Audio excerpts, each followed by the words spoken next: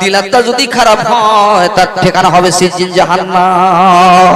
এই জন্য আল্লাহ সুরাত দেখে না, সিরাত দেখে না, পোশাক দেখে না, লেবাস দেখে না, আল্লাহ দুনিয়ার ধন দৌলত টাকা পয়সা দেখে না। ওয়ালা কি ইয়ানজুরু ইলা কুলুবিকুম আও নিয়াতিকুম, আল্লাহ দেখে মানুষের ভিতর এবং তার অন্তঃকরণ। হাফসি বংশের বিলাল আপনারা জানেন, যার চেহারা আমাবস্যার চাইতেও কালো, যার সামাজিক ভাবে অর্থ সম্পদ ছিল না, যার সামাজিক ভাবে কোনো নাম দাম ছিল না, আমার ভাইরা টাকা পয়সা ছিল না,